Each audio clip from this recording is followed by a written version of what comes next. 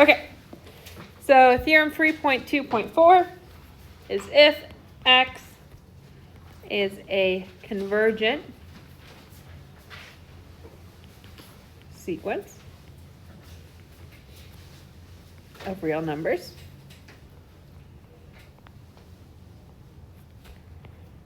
and if xn is greater or equal to 0 for all n in the naturals,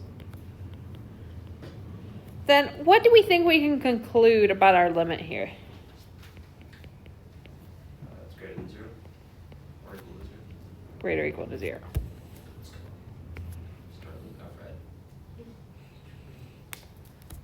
red. Okay, so let's go ahead and prove that.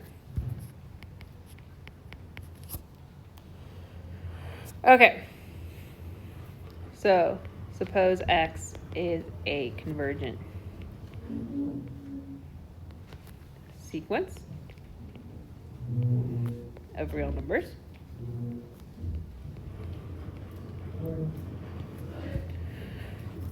So we have a for all. What do we think we're going to do?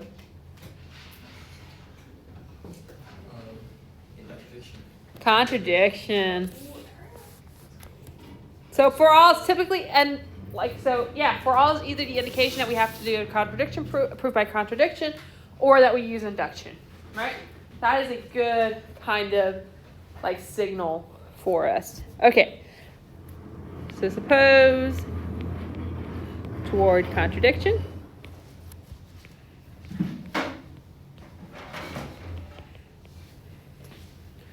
What is it going to be here? Suppose toward contradiction what? There exists some n such that xn is less than 0. Or no, never mind. The limit of xn is less than 0. Yeah, that x, which equals the limit, is less than 0. Okay. Well, we know x is convergent to this x, right? So what does that mean? So if we let epsilon be greater than 0, then there exists what?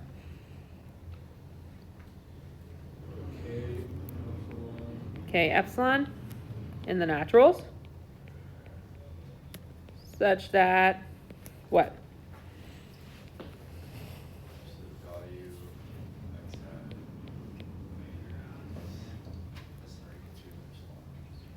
The x minus this.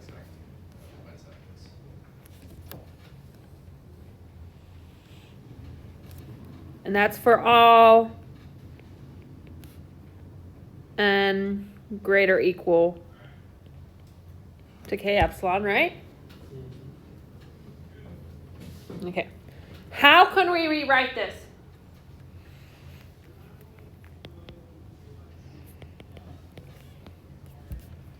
So the absolute value of xn minus x being less than epsilon, that means xn minus x is between what?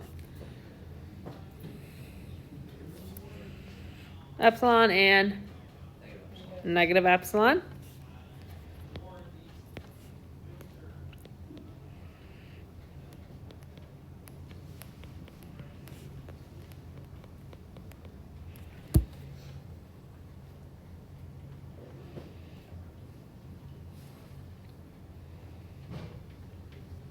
Okay.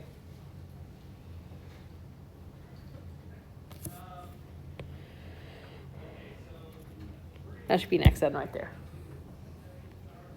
Now, make sure here, right? Is this for any n? No, n has to be greater or equal to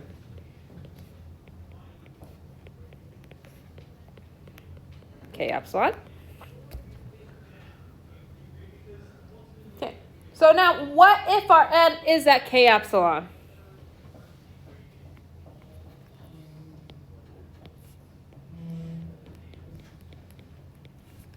And we know x is less than epsilon is less than x k epsilon.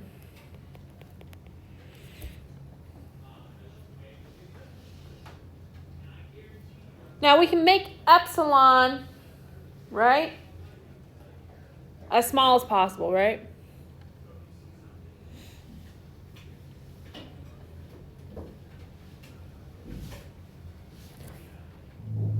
But what do we know? The reals are dense, so there's always something small. Always something smaller.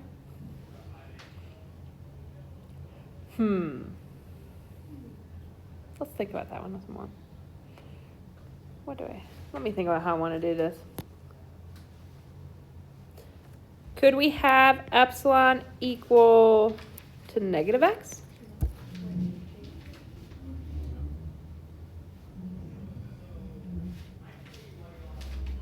That would make xn 0. Which would be a contradiction. Right? So note, if epsilon equals negative x, right? We said x is less than 0, so negative x is going to be positive, right? So we can choose. Are we saying?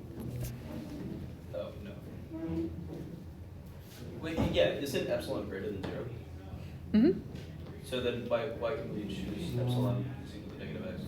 So we're basically replacing this epsilon greater than 0 with this. Because we defined x to be less than 0. Mm-hmm. Okay. So that's a good question, right? We're now saying, hey, we can actually choose it to be this specific guy.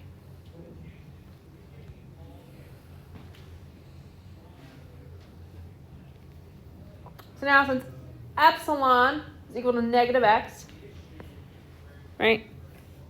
We get here on this right-hand side, hey, this is x plus negative x, which equals 0. So xk epsilon is less than 0. That contradicts what?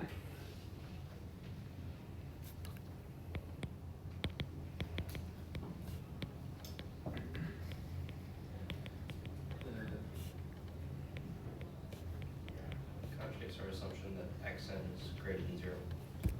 Mm-hmm. But didn't we assume that it was greater than or equal to 0? We did. But what are we seeing here? It's less than 0, so we're not even saying it's equal to 0. Mm-hmm.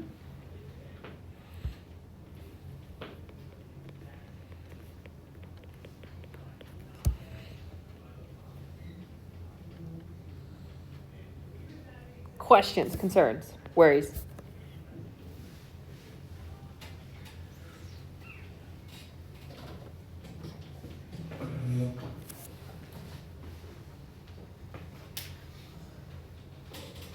Do we have any worries?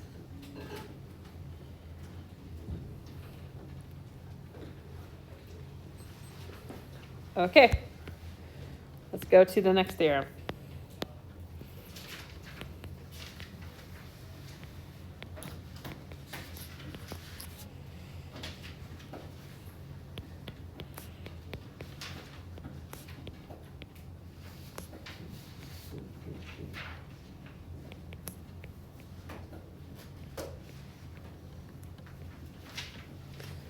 So if x and y are convergent sequences of real numbers,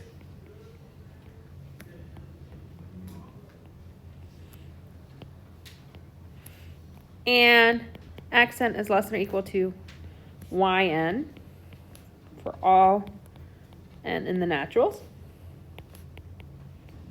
then the limit is xn is less than or equal to the limit of yn. Okay. I'm going to go ahead and let you guys use the previous theorem to show this.